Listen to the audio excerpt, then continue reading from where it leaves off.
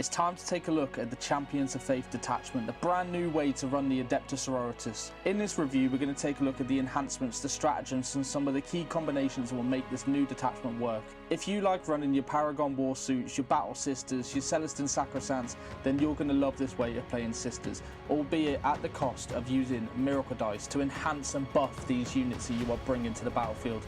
So join us in this review and let's see if this is going to be the new way to run Sisters competitively. Coming up is going to be an overview of the brand new detachment that Games Workshop have been releasing for Warhammer 40,000. We're going to look at whether this detachment is going to be a competitive choice, whether it's going to be one that's more flavorful and narrative, and maybe something that you might want to consider trying yourself, or alternatively, what you need to know and look out for if you're going to be playing against some of these new detachments.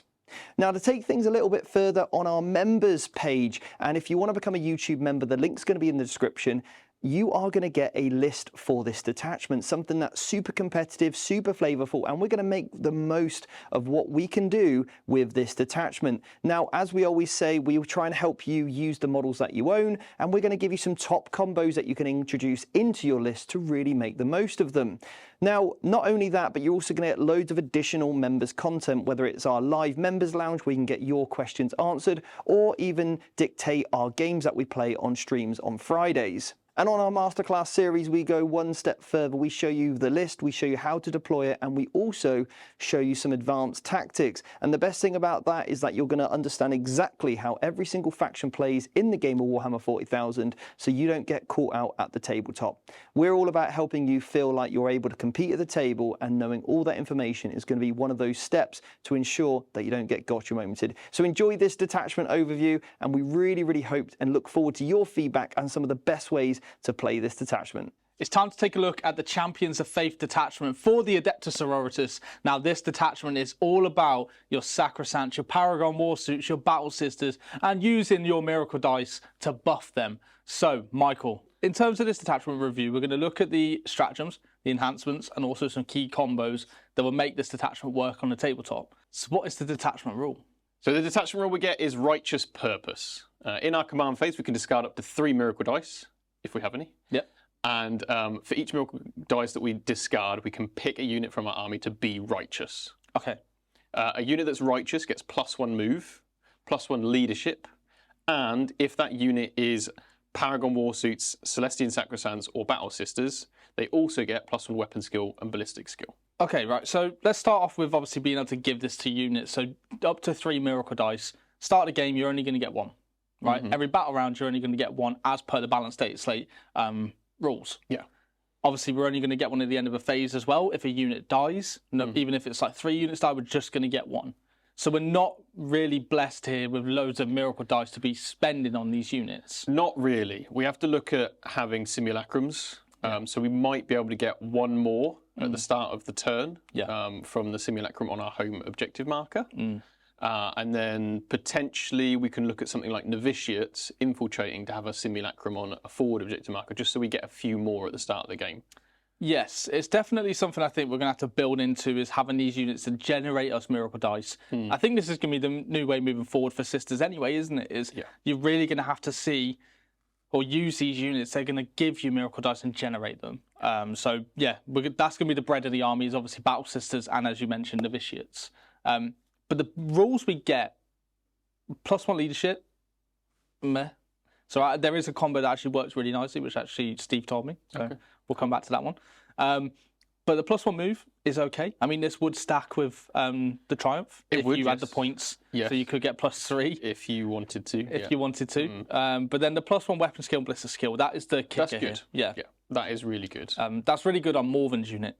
So I think I'm going to preface this here. Morven's unit is a star in this detachment. Yeah, auto-include. Straight in the basket, as Steve would say. Exactly. Yeah. So yeah, giving them +1 ballistic skill and weapon skill with full rerolls to hit and wound. There are some stratagems that will give us some ways to start getting more out of this combo. Yep. But it's okay. It's okay. It's okay. That isn't it, though. Our Celestine Sacrosancts also get OC2 while they're not battle shocked. Why didn't they just say they get OC2? Well, it's because if they're battle shocked, then they'd count as being OC2. Because of the wording has to They could have made it like OC2, but if you battle shocked, OC1. They could have, yeah. Yeah. Because I don't think that's really OC2 is okay. I think as a defensive primary holder, Sacrosancts were maybe one of the only units that Sisters players could look at for holding primary beyond just tanks. So having an extra OC on them is nice. Yeah. And there are, there's some good stratagems available for them, but +1 weapon skill helps them out a bit as well. Yeah, and +1 move, I guess. Yeah. So overall, it's an okay detachment rule, but we're really limited here with the miracle dice that we generate and can use to get these buffs on units, right? This is it. Depending what you roll for your miracle dice, if they're terrible rolls, great, you actually have a way of using them that impacts the army. If they're good rolls, you do not want to be using them for your detachment rule. So you're kind of, you're stuck really based on what you actually manage to roll. And if your simulacrums don't go off, then you're stuck with 1 miracle dice until you lose some models. Yeah. Or units, rather. Yeah, I mean, maybe you look at it for the first turn, you're probably not needing them buffs. So maybe the first turn, it kind of counteracts the fact you're not really, you can save up that one for the next turn. Yeah. Unless your opponent is a very forward-facing army or get into your face turn 1, it's not really going to be used turn 1, right? Yeah, I agree. Maybe you use that turn to save up. Yeah. If you have immolators involved, you could split up your novitiates. You could have one of the forward deploying units, just send it in to generate you a miracle dice in your turn. Maybe score a card. I don't really know what they're going to do except generate you a miracle dice, but it's still a good way of just getting some for you, even though you're losing a unit for essentially nothing. Yeah, no, absolutely. I mean, look, we've spoken enough on this detachment rule, though. We do have enhancements, so let's take a look at them next. What's the first one? First, we have the Triptych of Judgment. What's a triptych? It's just an enhancement, mate. Okay, fair enough. It can go on any model, so any Sisters model can have this. The bearer's unit ignores all modifiers to weapon skill, ballistic skill, and hit rolls. Okay, so you've got +1 weapon skill and ballistic skill, and you can ignore modifiers to it. Yeah. But how many armies out there are really minusing? This is the problem. So I guess potentially you could put this on a unit of Retributors with a character in there. And this means that you're hitting on 4s, obviously, because it's that's the ballistic skill of the weapon. You're not going to get the +1 weapon skill because they're not one of the 3 named units. Yeah. But you will be able to ignore things like stealth, popping smoke, and stuff. You'll be able to ignore the -1 to hit and not hit on 5s. You'll hit on 4s instead. So I guess there's potentially an option for it. Yeah, I think maybe it's just dependent on meta, depending on what factions. Like we've said this already in other reviews, but the only army that this really impacts against is Death Guard. Massively. But like you said, if armies have stealth, maybe the Kroot army's going crazy and you've got stealth, then you can use that there. But like it's going to be a situational and dependent on the faction you place rather than actually doing something that's massively impacting your army. Yeah. Okay, all right. What's the next one? Mark of Devotion is next. So this can also go on any model. And what this does is it gives you +1 attacks on your melee weapons. If your unit's righteous, you get +2 attacks and +1 damage. Okay, so just for the character or for the whole unit? Just the character. Oh, okay. Yeah. Okay, so this would be good on a Canoness because that can actually lead the units that will benefit from the detachment rule and actually be able to become righteous. Yeah. Right? Whereas if you put it on a Canoness to jump at, maybe you could have a solo one running around a little bit hittier. Yeah. But maybe probably just on the Canoness. Yeah, Canoness. I think it probably does work with the Canoness with jump pack because at least if you're righteousing the Canoness, you're also righteousing the unit that they're with. Yeah. Which gives you a bit more movement, 13 inches of movement. Maybe the Palatine. Maybe a Palatine. Because she does hit really hard in combat, so you could combo that, make her a bit more hitty. Yep. So there's an option there. Potentially lead novitiates. Novitiates as well, yeah. So you get lethal hits. Yeah. Which would be quite nice. Yeah. But I think with this sort of enhancement, we've seen this again in previous detachments, is if you can get this, it's usually down to if you've got spare points, rather than it being like an auto-include on a character. Yeah. But, all right. Yeah, I mean, as a Sisters player, your units are so expensive, so any buff to damage you can get might be worth it. Yeah. But this is forcing you, basically the enhancement's only worth it if your unit's righteous. So this is forcing you now, if you want to get the enhancement to work, you have to discard a miracle dice. In all fairness, and I'm going to preface this now, the stratagems are pretty much all the same. Yeah. Where you will get a benefit from being righteous, and usually it's too good not to be righteous. Otherwise, you're going to miss out on some really, really good abilities and benefits. Yeah. Next is Eyes of the Oracle. Zinch? Are you Zinch? Is this heresy? No, it's just 2 eyes. Oh, fair enough. It'd be a lot more if it was Zinch. Fair enough. So Eyes of the Oracle is on any model, and it gives you precision. And if you manage to kill any characters, you get +1 CP each time that you kill a character. Yeah. You got Junith. You got better characters, basically. You don't need the CP because you've got a character that does it for you anyway and is better. Yeah. And would benefit the units that she leads as well better. Yeah, because of the Sacrosanct. Because of Sacrosanct. Yeah. So I don't think there's any need for this enhancement. Probably not. Let's be honest, you're not really getting, if you could, because you don't really have the damage straight out to really get the most out of precision in most matchups. It's not really that great. You're better off having the souped up damage one and then just spending a CP on Epic Challenge. Yeah. It's weird that we got 2 damage, like solo character damaging enhancements. Yeah. Rather than like something. It's not even a damage buff. Well, no, but this should. Yeah, it's not. It's not. I've just made that up, to be honest. Yeah. It's not great. Okay, what's the next one? Sanctified Amulet is our last enhancement, and it goes on any model. And enemy units cannot be set up within 12 inches of the bearer. It's a good enhancement, but again, it's going to be meta dependent. We've had the change to deep strikes, so 3-inch deep strikes no longer a thing. So 6-inch deep strikes, do you really need the 12-inch deep strikes in our bubble? But I guess Sister didn't have access to this before. No. So it's going to help you in certain matchups. Yeah, what it allows you to do is have one character sat at the back of the board on your home objective. And because normally you'd have 5 models, let's say, on your home objective, you'd probably screen out a bit better. But with a single character, with that, maybe tow on a simulacrum from one of your sister squads, you should be able to cover most of your deployment zone with that. So it could be handy in that case. But yeah, again, it depends on how much of the meta is going to include deep strikers, and will we see more of the 6-inch deep strike units or none at all?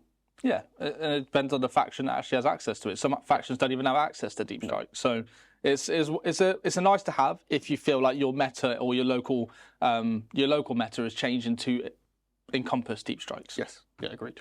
Okay, well that's it for all the enhancements. How do you feel these enhancements stand up for this detachment? So the issue we've got here is we need to look at what units we want to put with things like Sacrosancts and Battle Sisters. I actually think the 12-inch no deep strike is probably one of the better ones. Agreed. Because your Sacrosancts aren't doing a huge amount of shooting, and their weapon skill can get buffed anyway, so you probably don't need to ignore the modifiers to that. And I think then probably second best is probably the damage buff. It's like you might as well have it, chuck it on the Canoness that can get extra attacks once per game, and that turn make them righteous. Yeah. And then you kind of got like a smash captain kind of thing going on. Yeah, yeah. But that is it really? They're not particularly impressive, unfortunately. Yeah. No, agreed. I think maybe the stratagems will prop this up. We've got an okay detachment rule and some lackluster enhancements here. So let's go into the stratagems. What's the first one? Shield of Denial. No. So you basically, in any phase, if you take mortal wounds on a unit, this is 1 CP, you get Feel No Pain 6+ versus mortal wounds. Right. If you're righteous, you get Feel No Pain 5+. Now, I won't lie, you could have just made that 5 up and then 4 up. That would have been fine. I'd have been okay with that. Yeah. The righteous unit is already you've had to invest a miracle dice in. Yeah. Give it the 4 up Feel No Pain against mortals. They're so rare anyway. Yeah. They are very effective against sisters because they're all 1 wound each. It's a miss. It's a complete miss. Yeah. A 6-up Feel No Pain, you're never spending a CP on. No. You're probably never spending a CP on a 5-up one unless there's a horrendous amount of water wounds coming in to like a Paragon Warsuit unit. Thankfully, the Paragon Warsuits are the units most likely to be righteous because they're going to be some of the best units in your army. No, I completely agree. I genuinely think, I mean, even if they did it as a 6-up Feel No Pain all the time, and then a 5-up against mortals potentially, but I think with your one exactly is probably the way they should have gone. Yeah. It does just feel a bit of a useless stratagem that you're rarely going to use. But also your opponent can play around it because you have to pick your righteous units at the start of your turn, right? Yeah. So your opponent knows already which unit is going to get the big buff and which one isn't. So it's kind of like, and you're only going to get a maximum of 3 units. If you have the 3 miracle dice, if we're honest, you're probably only having 1 to 2 units maybe righteous a turn. Yep. So, yeah, okay. Yeah, bit of a shame. Bit of a shame. What's the next one? So the next one's a lot better. It's Suffer Not the Unfaithful. In your shooting phase or the fight phase, you can pick for 1 CP a righteous sisters unit, and you can pick either lethal or sustained. You get that rule for the rest of the phase. Okay, I mean that's a fantastic stratagem. This is the one which I think will work really well on Morven and her Paragons because they've obviously got reroll hits. You've got weapon skill and ballistic skill 2+ now. So even if you go for the maces or swords, probably go for the maces in this detachment, as we'll go to another stratagem later. but they definitely have you can just fish for sustained or lethal, right? Yes, yeah, exactly. If you can hit on 2s and then you can reroll all your hits, then that's fantastic. And it also has the potential on other units, even your Retributors, just getting a few more melter shots out of them. You could even do this on your Exorcist or your Castigator, and you're going to get a lot more shots out of them because you've got so many shots as it is anyway.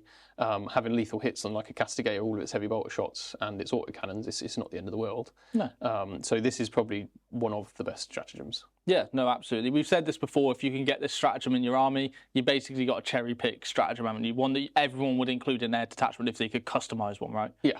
Next one's To the Heart of Heresy. So for 1 CP in your fight phase, you can pick a Sisters unit and you give them +1 strength on their melee weapons. Okay. Well, it's not bad on Paragons. Sisters, actually. Paragons? Yeah, Paragons. If you're righteous, you get +1 AP as well, which is the main thing. That's the main thing. So this is what I was saying was really good with the Paragon Warsuits, because if you take the maces, you've now got AP2 maces hitting on 2s. If you play the sustained stratagem as well, you've now got sustained hits with flat 3 damage, strength 13 maces, which means anything in the game you're wounded on a 3+. Yeah. There's nothing in the game you're not wounded on a 3+ with this unit, with reroll wounds with Morven as well. Yeah. So it's definitely going to be, this is your answer to cracking vehicles with one of the units that benefits massively from the detachment rule. Yeah, 100%, 100%. I mean, look, it's even good on the Sacrosants, you know, getting them to a higher strength, but also, of course, giving them the AP that they need to punch through. Like if you arm them with maces, for example, you now go to AP2 rather than AP1. And AP2, 2 damage per Celestian Sacrosant model is very respectable. So there's quite a few different places you could use this. And if you run multiple Paragon Warsuit units, which you might well do in this attachment, having the one unit with the maces at AP2, damage 3, and then having others with swords going to AP3, which I think is very much a sweet spot in melee in 40k at the moment, then you can do a lot of work with these suits into different targets. Maybe this is the Paragon Suit detachment. Maybe. Maybe. Next is Path of the Righteous. So this is 1 CP, fight phase as well. This allows your Sisters unit to pile in and consolidate 6 inches. Amazing. Which is incredible for any melee-orientated army. There are so many different uses for this on the tabletop. Yeah. In addition, if you're righteous, you can your models can end their moves towards the closest enemy unit rather than the closest enemy model. Yeah, this is like similar to the Genestealer Cult one, isn't it? Yes. It's a very, very strong stratagem. I know this works really well with Repentia, giving them that extra move. But even Paragon Warsuits, right? Yeah. It's a very, very strong stratagem. There's loads of combos you can do with this, isn't there? Yeah. When you've got big bases and you're fighting around ruins, which are obviously going to be a lot of those on the tabletop, charging a unit past a ruin, even, you know, because you can use miracle dice to try and guarantee some of these charges if you're not spending them on making yourself righteous, of course. And then you might have maybe just Morven Val is currently in combat. You can then use the 6 inches to get all 3 of the other Paragons in combat as well. So it's good for getting some of those larger base sizes into combat. Also, of course, if there's a transport, you can charge it with 1 unit, charge it with another unit. 1 unit kills it, 2nd unit can consolidate, or rather pile in 6 and kill the unit that dropped out of the transport. There's a lot of different impacts here. In terms of the wording at the end, because I'm fully aware that not everybody quite understands how that impacts the game. Essentially, if you've got 2 enemy units on either side of your unit, if you manage to get one of your models closer to one of them, that means your entire unit can pile in and consolidate into just the 1 unit instead of being forced to base models from the other unit just because they're a little bit closer. Yeah. It also helps you in situations where your opponent heroically intervenes as well, because you can decide to move towards one of the targets rather than the other one. Which is why I think it would work more with the Repentia, because you've got loads of models to base it. If there's Paragons, you're limited to 3, right? Yeah. So if they do the heroic intervention, as you said, you're probably not moving because they've probably touched every single model you've got, haven't they? But if you've got loads of models and the Repentia are blenders in combat, then you will have the access, hopefully, to maybe get more into the combat you need them to. Yeah, absolutely. The same could be said for Archoflagellants, because anything that has a profile that's good against one thing, but not other stuff, is very much at risk of some of its models now basing something like a Rhino, which the Archoflagellants don't want to hit. They want to hit the infantry. So you can now make sure you've got as many models as possible into the right target. So this is a very good stratagem. Bastion of Faith is the next one. So 1 CP in the fight phase. You can pick a Celestian Sacrosanct unit, and you can make them -1 to be hit. Okay. If they happen to be righteous as well, you can then pick another Celestian Sacrosanct unit that is within 6 inches of them, Right. and they're also -1 to hit. Okay. Right. The second half, you probably won't see that much. Yeah. But what is good is that this doesn't. You have a good effect here on a unit without having to make them righteous. Yes, which is important, which is why I prefaced at the start, a lot of these you get better abilities when you are righteous, but it's good that you actually have abilities and stratagems and uses when they're not requiring something to trigger an effect, right? Yeah, exactly. Now, Sacrosancts obviously have that -1 to wound if they've got a character leading them and the strength's higher than the toughness. So now being -1 to hit and -1 to wound is a horrible combo that's going to cause your opponent's maths to go off. They're not going to kill the unit that they're expecting to kill. And because you're OC2 each as well, you can more reliably hold objective markers. So this is a good defensive strat for your Sacrosancts. The other thing as well is Junif gives you -1 to hit. Yeah. So you could have Junif leading one unit, which is -1 to hit. You can have another unit, because you're probably taking 3 units of Sacrosancts in this detachment, maybe, right? If you have Junif with -1 to hit, you can then trigger -1 to hit on both the other 2 units, depending on where they are on the board, right? Yeah. Which, really, like you said, it throws your opponent's maths off and actually makes that unit a lot harder to take out. The final stratagem is Indefatigable Dedication. You did really well there, mate. I'm proud of you. Thank you, mate. Yeah. Thank you. I'm very good at words. So for 1 CP, in your movement phase, just after a Sisters unit has made a fallback move, that Sisters unit is now eligible to still shoot later in the turn. Okay. If they're righteous, they can shoot and charge. So Paragon Warsuit's got their index rule back for a CP. Yeah, exactly. Yeah. Okay. The mobility on this is absolutely fantastic. Everybody wants this strat in their army. Yes. And what's great here is, of course, you will have your command phase. You can then pick the unit to be righteous, and then you can use this strat when they fall back. So the timing is great for this one. Another good strat. Yes, so Paragon Warsuits essentially get their rule back from the index. But this is why I think Paragon Warsuits and Morven Vials combo in particular is going to be a staple to this army. It's because they get +1 to hit and wound against monsters and vehicles. They've already got +1 weapon skill and ballistic skill if they're against, or if they're empowered or whatever it is. Righteous. And then they've now got fallback, shoot and charge and do whatever they want. Sustained hits, +1 strength and AP. You always empower that unit, and that unit just blends anything in the game. Yes, and generates your miracle dice. Use them. Yeah, exactly. So Morven is there to literally recycle your miracle dice and just absolutely kill as much as you can. So the way you're going to have to work around this list is keep that unit safe. Yes. Probably you're running multiple of these units, to be quite honest. And then keep them safe, and then they hit, kill something, full back charge, shoot, do whatever they need to. Yes. So, yeah, definitely really, really good stratagem to have. Yeah. It's also really useful on some of the traditional builds. You know, your Castigators can still fall back and shoot. You don't have to worry about big guns never tire. Yeah. Same for things like your Exorcists if you still want to run them at obviously their points costs. Yeah. So, yeah, I mean, there's some really solid stratagems in this detachment. Enhancements, not so much. No. Detachment Rule is okay. Mediocre. I think once you look at it, the stratagems have really propped this detachment up, I think. It's one of those situations where the stratagems make it viable because we've now got the damage buffs to actually compete with this detachment, right? But also the tricks, because we've got the consolidated pile-in, we've got the fallback, shoot and charge, we've got all these things, but the key is knowing when to righteous your unit and make them get them buffs, right? It's playing a turn ahead almost, predicting what your opponent's going to do so that you can set up for, if my opponent charges me, okay, cool, I know I'm righteous, so in their fight phase I'm going to be able to get an extra AP. You can set up heroic interventions and such, bubbling your Sacrosancts around the Vial unit, so if your opponent charges them, you can heroically intervene, which I know is something that Steve's done a lot of competitively and is very effective. Yeah, I think there's interesting plays with this detachment. Yeah. And another way to use Miracle Dice. At least, no matter what you roll on the Miracle Dice, you're using it. Yeah, it's for Sisters players in general. We've already spoke about the change being relatively a positive one for the game overall in terms of the reduction of Miracle Dice, but in terms of how much the army was hit, how that's going to impact the army to a negative degree, right? And it's going to make the army very difficult to pilot. Yeah. But we've got a detachment here that actually encourages you to take a step away from using Miracle Dice in more of an aggressive manner and actually buffing your units, which is a really nice change actually for a Sisters army.